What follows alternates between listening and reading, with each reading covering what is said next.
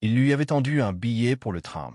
Sans le savoir, il venait de dépanner une brillante chef d'entreprise millionnaire qui allait bientôt tomber profondément amoureuse de lui. La première goutte de pluie tomba exactement au moment où Camille Morel poussa un soupir d'agacement. Est-ce que cette journée pouvait devenir encore pire? Elle fouilla son sac pour ce qui semblait être la 100e fois. Rouge à lèvres, trousseau de clés, badge d'entreprise, mais toujours pas de portefeuille. Et bien sûr, son téléphone était complètement déchargé. Elle ferma les yeux un instant, essayant de se calmer. Camille avait bâti sa réputation sur son sang-froid. PDG d'une start-up tech en pleine expansion à Lyon, elle contrôlait tout dans sa vie, son emploi du temps, ses projets, ses émotions. Mais aujourd'hui, le destin avait décidé de lui faire une mauvaise blague. Elle sortait d'une réunion stratégique capitale avec des investisseurs suisses, et entre le taxi et la salle de conférence, elle avait perdu son portefeuille. Plus de cartes, plus de liquide. Et la voilà coincée à l'arrêt du tram, dans un quartier loin de chez elle, sans aucun moyen de paiement. Et comme si ça ne suffisait pas, la pluie s'invitait. Elle leva les yeux vers le ciel, exaspérée. Sérieusement, à quelques mètres de là, Lucas Bernard bascula discrètement d'un pied sur l'autre, observant la jeune femme. Elle détonnait clairement ici. Selon manteau beige griffé, cette allure assurée, ce regard perçant. Elle n'avait rien d'une habituée du 7e arrondissement. Lucas, qui avait grandi dans les rues de cette ville, reconnaissait facilement les gens hors contexte. Il haussa un sourcil en la voyant inspirer profondément, les mains crispées sur la sangle de son sac, comme si elle se préparait à affronter une tempête. C'était évident, elle n'allait pas demander de l'aide. Alors, il fit ce qu'il savait faire de mieux, il proposa. Besoin d'un coup de main, lança-t-il, sa voix grave mais douce. Camille sursauta, surprise. Devant elle, un homme de son âge, en jean usé et sweat noir simple. Des cheveux bruns ébouriffés, des yeux noisettes calmes. Rien de spectaculaire à première vue, sauf ce regard sincère. Elle hésita. J'ai perdu mon portefeuille, avoua-t-elle à contre-cœur. Lucas hocha la tête, comme s'il le savait déjà. Vous avez quelqu'un dans le coin qui pourrait vous faire un virement ou vous dépanner. Elle secoua la tête. Mon téléphone est à plat. Lucas eut un petit rire. Journée de rêve, hein? Camille souffla. Tu n'imagines même pas. Il jeta un œil à sa poche. Il lui restait exactement 1,70 €, pile ce qu'il fallait pour un ticket de tram. Son dernier trajet, après un service éreintant au parc de la Tête d'Or, où il bossait comme jardinier municipal. Mais cet inconnu semblait en avoir plus besoin que lui. Sans un mot, il sortit la monnaie et la lui tendit. Tenez, pour le tram. Camille cligna des yeux. Elle regarda la petite somme dans sa main, puis lui. Personne ne faisait ça. Pas dans son monde. Elle le scruta un instant, cherchant une arrière-pensée, mais non. Juste de la gentillesse pure. Elle finit par tendre la main. Merci, vraiment. C'est rien, répondit Lucas avec un haussement d'épaule. C'est que quelques pièces. Mais pour elle, c'était bien plus. Je peux vous rembourser, proposa-t-elle aussitôt, déjà en train de mémoriser son visage. Lucas secoua doucement la tête avec un sourire. Ne vous embêtez pas. Rendez service à quelqu'un d'autre un jour. Cette phrase la marqua. Il ne voulait rien. Pas de numéro. Pas de promesse. Juste un acte désintéressé. Avant qu'elle ne trouve quoi répondre, le tram s'arrêta dans un souffle humide. Elle hésita une seconde, puis monta. Avant que les portes ne se ferment, elle se retourna. À travers la vitre embuée, elle le vit toujours là, les mains dans les poches, regardant le tram s'éloigner. Lucas n'en avait aucune idée. Il ignorait complètement qu'il venait de donner sa dernière pièce à une femme capable de racheter la régie des transports de toute la région lyonnaise si elle le voulait. Et pourtant, pour la première fois depuis longtemps, Camille Morel se sentait différente. Petite, presque insignifiante. Et, étrangement, ça ne la dérangeait pas. Camille n'était pas du genre à penser à des inconnus croisés par hasard.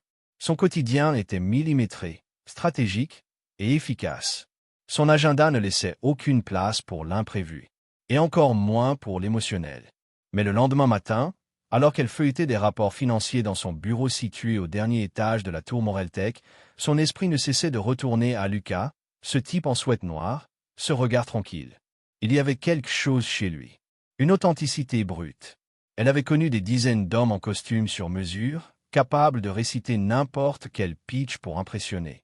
Mais Lucas, il avait tendu ses dernières pièces sans rien attendre en retour. Juste par bonté. Elle soupira, secouant la tête. Pourquoi pensait-elle encore à ce moment anodin? C'était ridicule.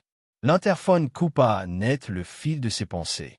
Madame Morel, annonça la voix de son assistante, les responsables de département vous attendent en salle de réunion. Camille ajusta sa veste cintrée, inspira profondément. J'arrive.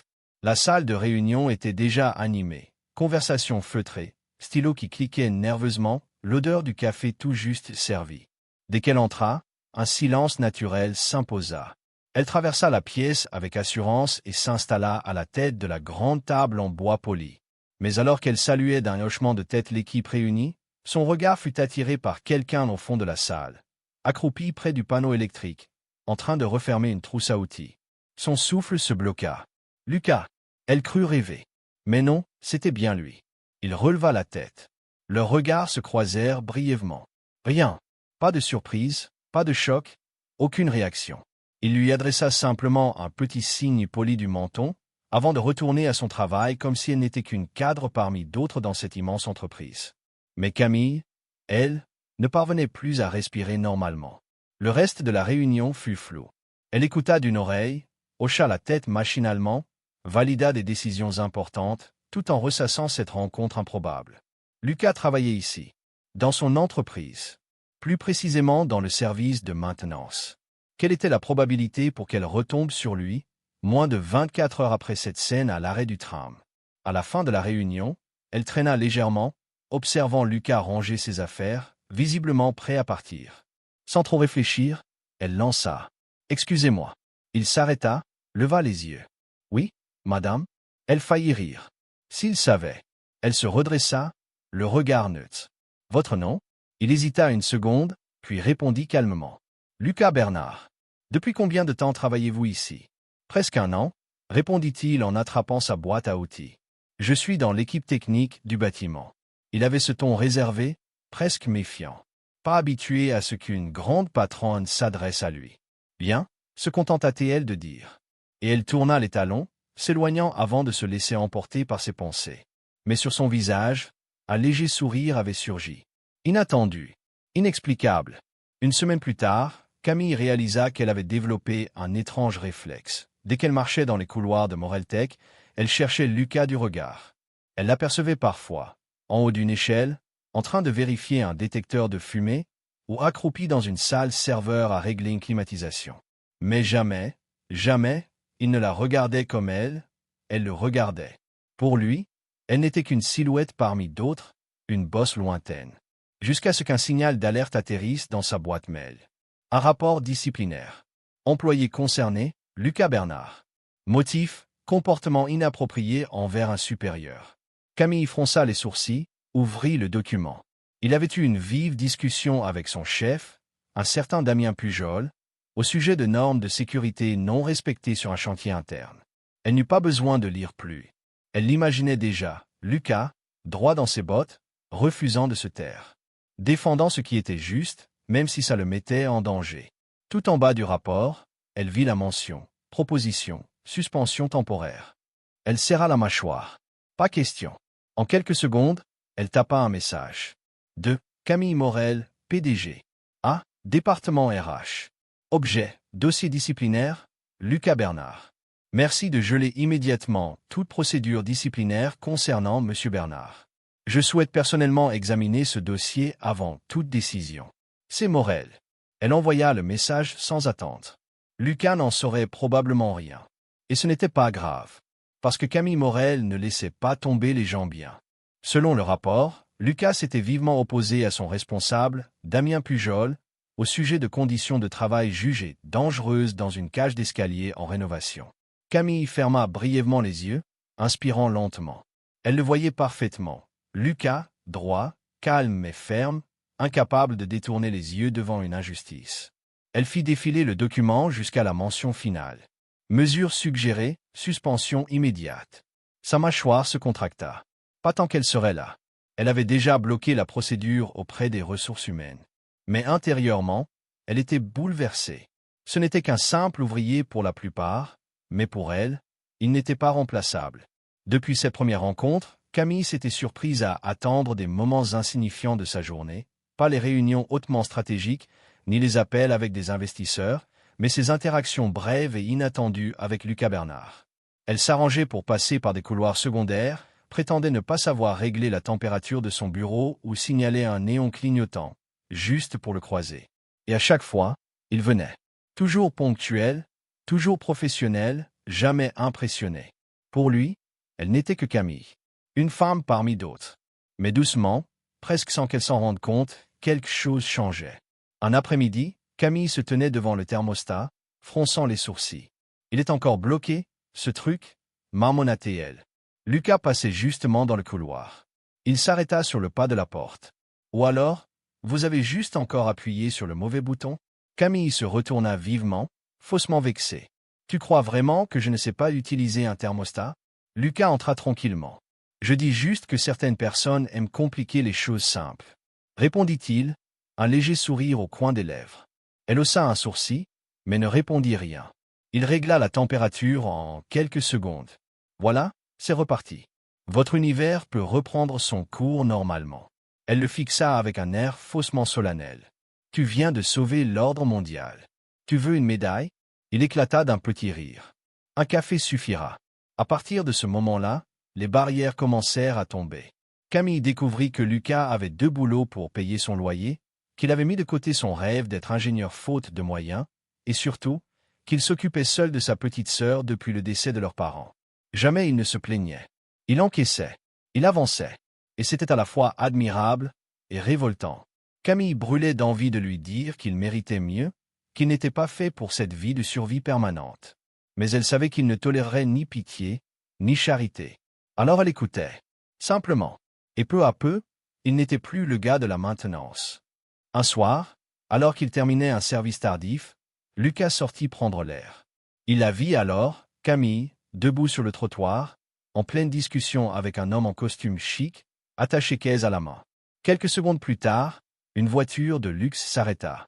Sans hésiter, Camille monta à l'arrière, salua poliment l'homme, et disparut. Lucas resta figé. Il fronça les sourcils. Quelque chose clochait. Elle s'était toujours habillée avec élégance, certes, mais jamais dans l'excès. Elle ne s'était jamais vantée, jamais affichée. Et pourtant, ce geste, ce chauffeur, cette posture. C'était un autre monde. Le doute naquit en lui. Qui était-elle vraiment? La réponse arriva le lendemain matin. Lucas réparait un distributeur de boissons dans la salle de pause lorsqu'il entendit 2 employés discuter derrière lui. Tu as vu l'interview de Camille Morel hier soir? Ouais, elle est juste incroyable. Une boîte valorisée à plus d'1 milliard à même pas 32 ans. C'est faux. Lucas se figea. Lentement, il tourna la tête. Il parlait encore. Elle est différente des autres dirigeantes. Pas de frime, pas de scandale, elle est juste, brillante. Clairement. Une battante. Une légende vivante. Camille Morel. La vérité lui explosa au visage. Elle n'était pas une cadre lambda. Elle était la patronne. La PDG.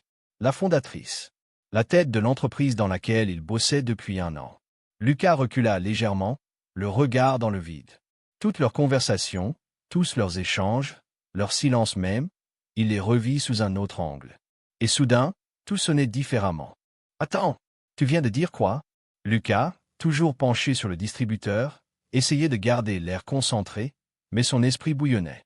Camille Morel, la PDG de Moreltech, répéta à l'un des collègues, sans remarquer sa présence. « Tu sais, celle qu'on croise rarement mais qui dirige tout. Elle gère tout sans faire de bruit, mais faut pas la sous-estimer. T'as vu les chiffres cette année? Une machine de guerre, cette femme. » Le reste de la conversation se perdit dans un brouhaha lointain. Lucas restait figé, la clé à molette à la main, le regard perdu. Tout prenait un sens nouveau. Les vêtements impeccables. Son assurance naturelle. Sa façon de toujours poser les bonnes questions. Et cette voiture de luxe. Elle n'était pas une simple salariée. Elle était la patronne. Et lui, il avait passé des semaines à la tutoyer sans gêne, à lui lancer des piques, à lui parler comme à une égale. Il avait cru la comprendre. Il s'était complètement trompé. Lucas n'était pas naïf. Il savait bien que les gens puissants se cachaient souvent derrière des sourires bien ficelés. Mais Camille avait semblé différente. Vraie, authentique. Alors quoi? C'était un jeu? Une façon de s'amuser du type de la maintenance? De se distraire entre 2 réunions avec des fonds d'investissement? Il n'en savait rien. Mais ce qu'il savait, En revanche, c'est qu'il avait été un idiot. Et il décida de faire ce qu'il savait faire le mieux, prendre ses distances. Camille le sentit tout de suite. La fois suivante qu'elle le croisa dans les couloirs, le Lucas souriant avait disparu. Son bonjour était sec, son regard fuyant. Elle tenta de plaisanter comme d'habitude, il coupa court à la conversation. La fois d'après, il se contenta d'un hochement de tête. Puis, il évita carrément le couloir. Au début, elle pensa qu'elle exagérait. Peut-être qu'il était juste occupé, préoccupé par autre chose. Mais non, il l'évitait, délibérément, et ça la blessait plus qu'elle n'aurait osé l'admettre.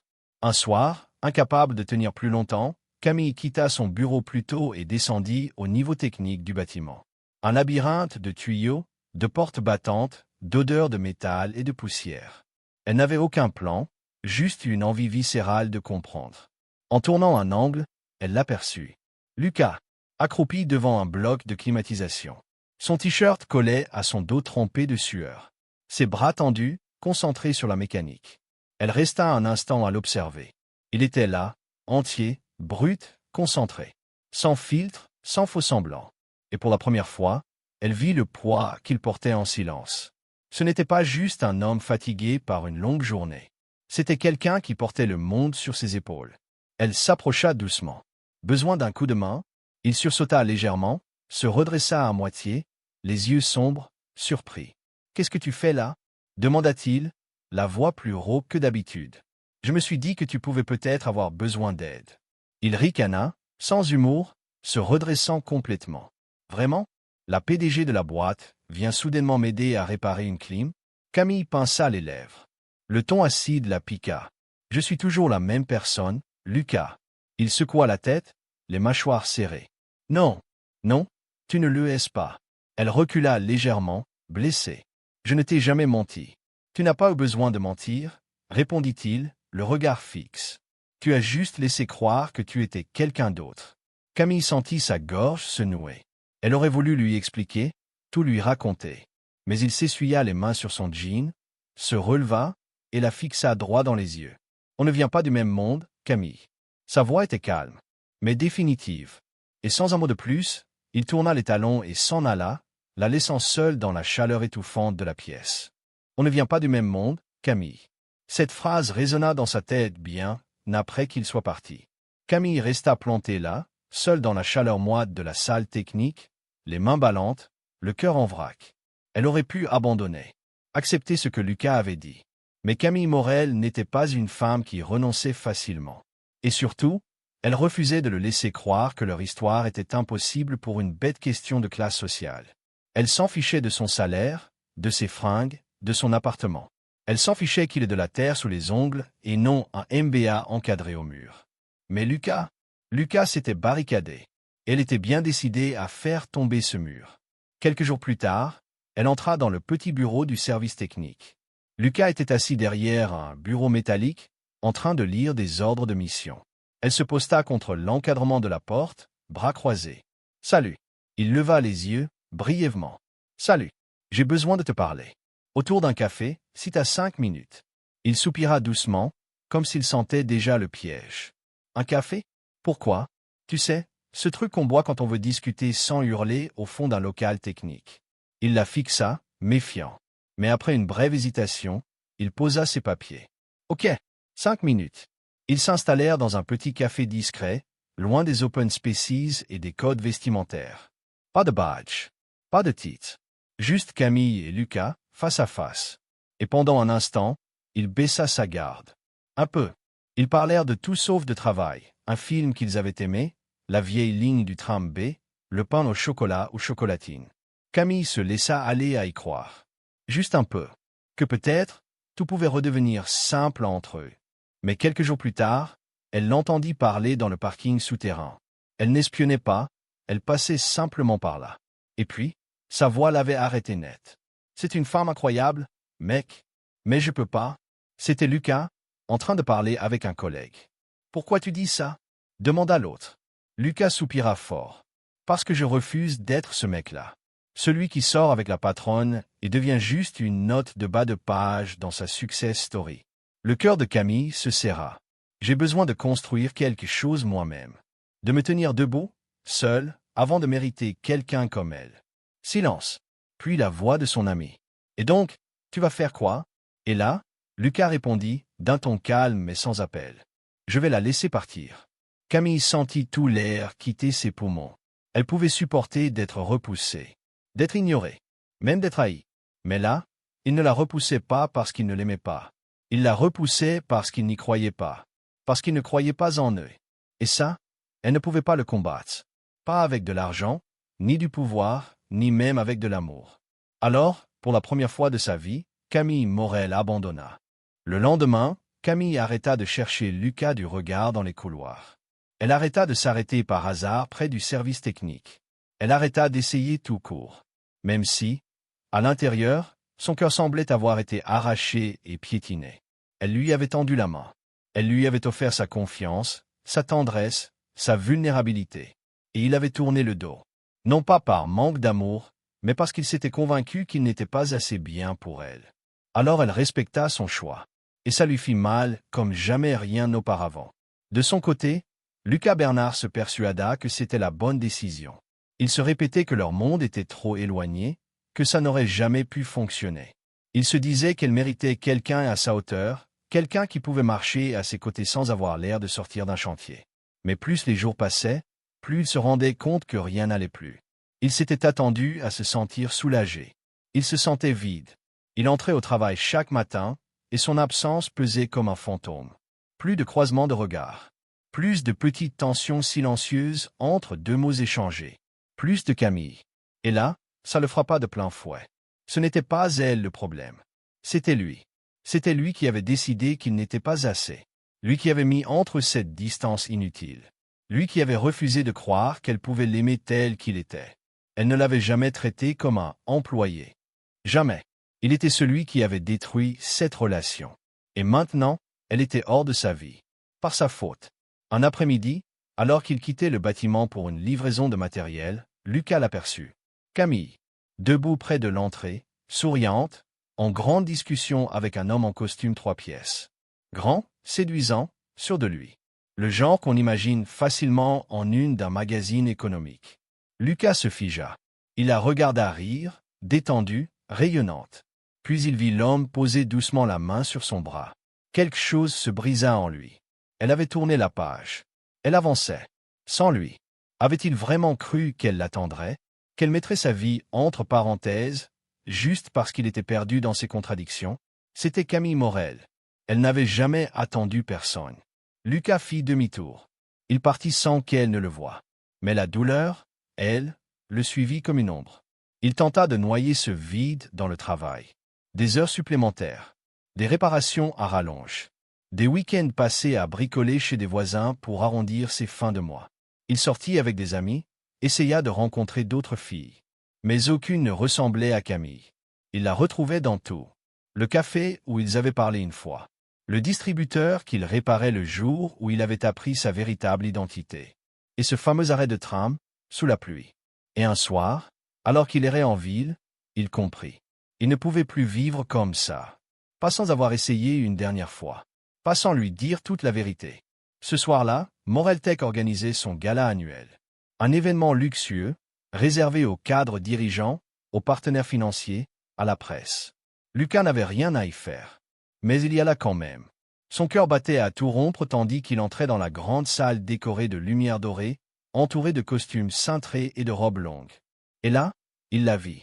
Camille, dressée près de la scène, en robe noire élégante, entourée de grands noms de l'industrie. Elle rayonnait. Et pourtant, elle lui semblait plus vraie que jamais. Pour la première fois depuis leur rencontre, Lucas Bernard n'eut plus peur. Une profonde inspiration pour rassembler son courage, Léo pénétra dans la foule. Les invités commencèrent à remarquer sa présence. Des murmures se propagèrent à travers l'assemblée. Un simple artisan chocolatier s'incrustant à la soirée des étoiles de l'hôtel. C'était tout simplement inédit et choquant. Mais Léo se moquait de ce que les autres pouvaient penser. Il se dirigea droit sur Chloé, s'arrêtant juste en face d'elle. Elle cligna des yeux, surprise par son apparition soudaine. Léo. Pendant un instant, aucun d'eux ne prononça un mot. Puis, avant qu'il ne puisse perdre son courage, Léo déclara fermement « J'ai eu tort sur toute la ligne ». La salle devint complètement silencieuse. Chloé le dévisagea, totalement prise au dépourvu et confuse. « Que as-tu dit » Léo expira brusquement, sa voix ferme mais remplie d'une émotion brute. « J'ai eu tort. Tort de m'éloigner de toi. Tort de penser que tu méritais quelqu'un de meilleur que moi. Tort de croire que ce que nous avions ensemble n'avait pas vraiment d'importance. » Le souffle de Chloé se coupa dans sa gorge. Léo fit un pas de plus vers elle. « Je me fiche de nos différences, affirma-t-il clairement. Je me fiche de l'argent, du groupe hôtelier, ou de ce que n'importe qui dans cette pièce pense de nous. » Ses yeux bleus étaient rivés aux siens, stables et inébranlables. « La seule chose qui m'importe vraiment dans ce monde, c'est toi, Chloé. » Le silence plana dans l'air. Puis un lent et magnifique sourire se dessina sur les lèvres de Chloé. Et d'un seul coup, les murs solides entre eux s'effondrèrent enfin complètement. Pour la première fois depuis des semaines, Chloé Dubois ressentit quelque chose qu'elle pensait avoir perdu à jamais, l'espoir. Debout devant Léo, entendant ses paroles puissantes, voyant la détermination brute briller dans ses yeux, c'était presque assez pour la faire croire à nouveau en eux. Presque, car même si elle voulait se jeter dans ses bras immédiatement et lui dire qu'elle avait attendu ce moment précis depuis si longtemps, elle ne pouvait ignorer la peur qui persistait au fond de son esprit. Et s'il regrettait cette décision plus tard? Et si dans quelques mois, il éprouvait du ressentiment envers elle? Et si ce n'était qu'une impulsion soudaine, un grand geste alimenté uniquement par de fortes émotions sur le moment? Elle devait être absolument certaine. Elle devait savoir qu'il ne s'éloignerait plus jamais d'elle. Chloé prit une inspiration lente et régulière pour se calmer. « Léo, commença-t-elle, sa voix beaucoup plus douce que d'habitude. Il s'approcha, attendant avec impatience sa réponse. Elle croisa son regard directement. « Si tu penses vraiment tout cela, si tu veux vraiment être avec moi, pour toujours » elle hésita un instant, puis ajouta « alors prouve-le-moi. » Les sourcils de Léo se froncèrent de confusion. « Prouver quoi exactement ?» Chloé hocha la tête. « Tu es parti parce que tu sentais que tu n'étais pas assez bien, que tu avais besoin de te tenir fermement sur tes deux pieds avant que nous puissions vraiment être ensemble en tant que couple. » Il déglutit difficilement, se souvenant des mots exacts qu'il lui avait autrefois dits. Elle continua. « Alors, si tu crois sincèrement en nous, montre-moi cette conviction. Montre-moi que tu es prêt à te battre pour cette relation, non pas avec des paroles en l'air, mais avec de vraies actions qui comptent vraiment. » Léo la fixa un bref instant, puis hocha la tête, comprenant parfaitement. Il ne contesta pas sa demande. Il ne demanda aucun raccourci facile. Il dit simplement avec conviction « Je le ferai ». Fidèle à sa promesse, Léo n'attendit pas. Il ne perdit pas de temps précieux. Le lendemain même, il fit le premier grand pas en s'inscrivant au prestigieux concours national du meilleur artisan chocolatier pour se faire un nom. Il travailla sans relâche, jonglant entre son emploi à plein temps à l'hôtel et s'entraînant tard dans la nuit, souvent jusqu'aux petites heures du matin. Au début, cela semblait écrasant et trop difficile à gérer. Mais chaque fois qu'il pensait à abandonner, il se rappelait pourquoi il faisait tout ce travail acharné, pour lui-même, pour Chloé, et pour leur avenir potentiel ensemble. Et sans qu'il le sache, Chloé suivait discrètement ses progrès. Bien qu'il ne soit pas encore officiellement en couple, Chloé n'a jamais cessé de se soucier profondément de lui. Elle utilisa subtilement certaines de ses relations. Rien de trop évident ou direct, rien qui ne puisse jamais blesser sa fierté. Une recommandation glissée ici à un maître chocolatier réputé, une suggestion pour obtenir une place dans un atelier de perfectionnement là. Mais surtout, elle attendait patiemment. Attendait de voir s'il s'engagerait vraiment dans son objectif. Attendait de voir si cette fois, Léo ne s'enfuirait pas à nouveau. Au fil des mois qui suivirent, Léo et Chloé restèrent en contact régulier, s'envoyant des SMS, se retrouvant occasionnellement pour un café et engageant de profondes conversations tard dans la nuit. Il n'y avait aucune étiquette officielle sur leur relation, aucune grande déclaration d'amour, juste deux personnes attendant tranquillement le bon moment. Et à mesure que le temps passait, Chloé commença à réaliser que Léo ne se prouvait pas seulement des choses à elle. Il se prouvait des choses à lui-même, devenant une meilleure version de lui-même. Et c'est là qu'elle sut enfin. Peut-être qu'ils avaient encore une vraie chance d'être ensemble. L'année qui venait de s'écouler avait été la plus difficile et la plus enrichissante de la vie de Léo Martin. Il avait travaillé sans relâche, jonglant entre son poste exigeant à l'hôtel et les nuits blanches passées à perfectionner son art, se poussant au-delà des limites qu'il n'aurait jamais cru pouvoir atteindre. Et maintenant, debout dans sa propre petite chocolaterie, élégante et prometteuse, il savait que chaque sacrifice en avait valu la peine. Son entreprise n'était pas encore un empire, mais elle était entièrement à lui, construite de ses propres mains, avec sa sueur et selon ses propres règles. Il n'était plus simplement un artisan employé dans la cuisine de quelqu'un d'autre. Il était son propre patron, maître de son destin. Et plus important encore, il était enfin prêt. Prêt à reconquérir ce que son cœur avait toujours désiré, prêt à se battre de toutes ses forces pour Chloé. Léo s'assit à son bureau, fixant une petite boîte raffinée entre ses mains. À l'intérieur se trouvait une création unique, un chocolat qu'il n'avait fait que pour elle, encapsulant une saveur qui racontait leur histoire. C'était sa manière de boucler la boucle, un geste bien plus significatif que les quelques billets qu'il lui avait donnés sous la pluie battante. Ce chocolat n'était pas une aide, c'était une invitation. Une invitation à revenir dans sa vie. Il prit une profonde inspiration, puis griffonna une note sincère sur une petite carte avant de la glisser délicatement avec la boîte. Ma vie a changé, mais une chose est restée la même. Je t'aime toujours, Chloé. Et sur ce, il la fit livrer. Lorsque Chloé Dubois reçut la petite boîte à son bureau, elle la laissa presque tomber de surprise. Ses doigts tremblèrent visiblement alors qu'elle sortait le chocolat et la note manuscrite. Son souffle se coupa. Pendant un long moment, elle fixa simplement les mots sur la carte, les laissant l'imprégner. Et puis, avant de pouvoir douter ou changer d'avis, elle attrapa rapidement son manteau et sortit, en courant de son bureau. La ville de Lyon était en pleine effervescence alors que Chloé se précipitait dans les rues familières, son cœur battant à tout rompre dans ses oreilles. Quand elle atteignit enfin la place des Jacobins, elle le vit, debout près de la fontaine, les mains nonchalamment dans les poches. Il semblait exactement le même que dans son souvenir, et pourtant complètement différent, plus mature. Il avait vraiment grandi en tant que personne. Il était devenu l'homme qu'il avait toujours voulu être. Mais quand il lui sourit, ce même sourire familier, exaspérant et à couper le souffle, elle sut qu'il était toujours son Léo. Au fond, il était toujours cet homme bon qui lui avait offert de quoi rentrer chez elle, sans jamais savoir qu'elle était millionnaire. Toujours l'homme qui avait défié sa façon de penser, qui l'avait parfois frustrée, et qui, finalement, l'avait fait tomber éperdument et profondément amoureuse de lui. Elle n'arrêta pas sa course. Elle n'hésita pas une seconde. Elle se jeta de toutes ses forces dans ses bras ouverts. Léo la rattrapa sans peine, la serrant si fort qu'il semblait qu'il n'allait plus jamais la laisser partir. Et cette fois, il n'en avait aucune intention. Alors qu'ils se tenaient là, enlacés l'un contre l'autre, la ville continuait de s'animer autour d'eux comme d'habitude. Les voitures klaxonnaient. Les gens se hâtaient sur les trottoirs. Le monde ne s'arrêtait pas pour leur moment. Mais pour eux, c'était le seul moment qui comptait vraiment.